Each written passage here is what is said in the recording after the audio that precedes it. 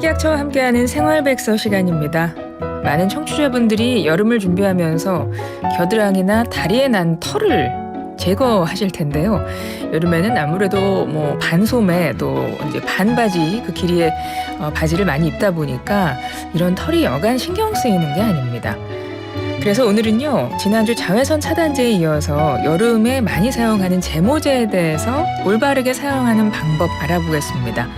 식품의약품안전처 화장품정책과 김지연 사무관 전화 연결하겠습니다. 사무관님, 안녕하세요. 네, 안녕하세요. 식약처 화장품정책과에서 화장품 안전관리 업무를 담당하고 있는 김지연 사무관입니다. 네, 이제 날씨가 많이 더워졌습니다. 아무래도 제모제 사용하시는 분들 많으실 것 같은데요. 먼저 제모제가 무엇인지 설명 부탁드릴게요.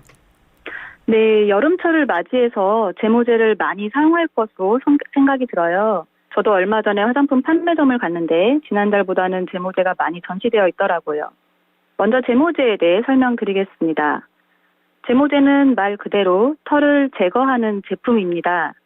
인체의 청결과 미화를 목적으로 하는 제품으로 화장품에 해당합니다. 크림과 로션, 에어로졸 등의 제품이 있습니다. 몸의 털을 제거하는 방법에는 크게 두 가지 방식이 있습니다. 하나는 왁스와 같이 접착력이 높은 제품을 털에 바른 후 털을 물리적으로 떼어내는 방식이 있고요.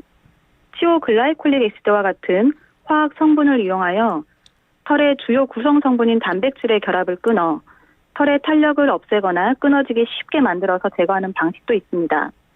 먼저 말씀드린 물리적 방법으로 털을 제거하는 제품은 일반 화장품이고요.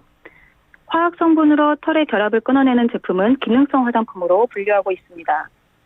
네, 제모제 그 방법에 따라서 그 작용 방법, 사용 방법 그것에 따라서 화장품에서 분류가 다르게 되는 것 같은데요. 일단 물리적으로 제거하는 거, 그러니까 뽑는 거죠. 다 내가 일일이 뽑긴 힘드니까 한 번에 확 붙여서 뽑는 거. 요거랑 화학 성분으로 제거하는 방법이 있는데 그 화학적인 성분으로 제거하는 제품은 기능성 화장품이라고 하셨거든요. 기능성 네네. 화장품이 뭔가요? 네, 기능성 화장품은 특정 성분의 작용을 통해서 기능성을 나타내는 화장품이에요. 화장품에서는 어떠한 기능을 갖는 화장품은 기능성 화장품이다라고 종류를 지정해 놓았고, 법에서 정해진 기능을 목적으로 하는 제품은 식품의약품안전처의 기능성 화장품 심사를 받아야 합니다. 지금 우리가 대화를 나누고 있는 화학 성분을 이용한 제모제가 바로 기능성 화장품 종류 중 하나입니다. 이외에도 연모제, 자외선 차단제, 주름 개선, 미백 제품들이 해당이 됩니다. 기능성 화장품은 제품의 용기에 기능성 화장품이라는 표시가 되어 있으니 청취자 여러분께서 제모제 구입하실 때 제품 용기 표시사항을 보시면 확인하실 수 있으실 겁니다. 다시 말씀드리지만 제모 왁스 같은 물리적 작용의 제모제는 기능성 화장품이 아니고요. 특정 성분이 작용하는 제모제는 기능성 화장품입니다. 제모 왁스를 샀는데 기능성 화장품 표시가 없다고 당황하지 않으셔도 됩니다. 네. 근데 아마 소비자분들은 그냥 제모가 잘 되는 거를 고르실 것 같기는 한데 그래도 화학 성분으로 화학 성분이 작용을 해서 털을 제거하는 거는 아무래도 좀 주의 사항이 좀 있을 것 같거든요. 어떤 부분을 소비자가 주의하면 좋을까요? 네, 기능성 화장품 제모제는 화학 성분으로 털을 제거하기 때문에 아무래도 피부에 자극이 될 수 있습니다. 이 피부 자극을 최소화하는 것이 관건인데요. 개인에 따라서 피부 상태, 호르몬 변화, 스트레스 등으로 인해 피부 자극의 정도가 다를 수 있습니다. 그래서 제모제 사용 전에 피부 접촉 검사, 즉 패치 테스트를 먼저 해보는 것이 좋습니다. 제모를 원하는 부위에 제품 소량을 사용법에 따라서 사용해보고 24시간 후에 피부 반응을 살펴본 후 가려움 등 이상 반응이 없을 때 사용하는 겁니다. 또 호르몬 변화가 있는 생리 전후, 산전, 산후, 임산부는 제모제를 사용하지 말아야 하고 얼굴이나 상처, 습진 등이 있는 피부에도 사용하지 않아야 합니다. 제모제 사용 시에 10분 이상 장시간 피부에 방치하거나 피부에서 건조시키지 말아야 하고 한 번 사용한 후에 털이 깨끗이 제거되지 않는다 하더라도 피부 손상을 방지하기 위해 2, 3일의 간격을 두고 사용해야 합니다.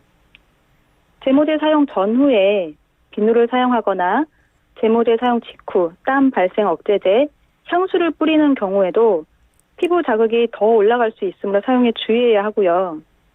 제모제 사용 후에 장시간 뜨거운 햇빛에 노출되는 경우도 피부 자극이 발생할 수 있으니 제모제를 사용한 그날은 일광욕을 피하는 것이 좋습니다. 따갑거나 빨갛게 부어오르고 뭐 이럴 수 있을 것 같습니다. 지금 말씀처럼 그렇게 화학 성분이 들어간 걸 사용하면, 근데 그것도 따갑고 부어오르는 거 하나의 부작용일 것 같거든요. 그럴 때 뭐 어떻게 하는 게 좋을까요? 네, 제모제 사용으로 따갑거나 가려움, 불쾌감이 느껴지시면 즉시 닦아내고 찬물로 씻어내야 합니다. 이렇게 하면 피부 잔여물을 없애고 순간 피부 온도를 낮추어 자극을 완화할 수 있습니다.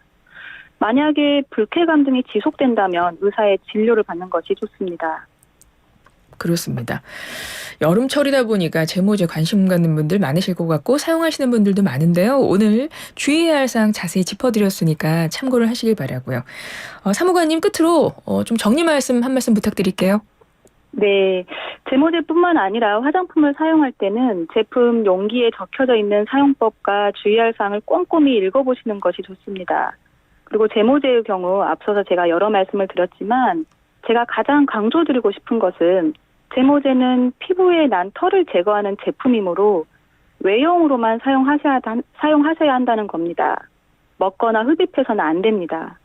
특히 에어로졸 제품의 경우는 눈 주위나 점막에 분사해서는 안 됩니다. 이 점만큼은 꼭 기억해 주셨으면 좋겠습니다. 식약처는 국민들께서 안전하게 화장품을 사용하실 수 있도록 주기적으로 안전사용 정보를 제공하고 어린이 청소년 대상 교육도 실시하고 있어요. 또 화장품의 인체 위해 가능성이 있는 성분을 사용하지 못하도록 정기적으로 위해평가도 실시하고 있습니다.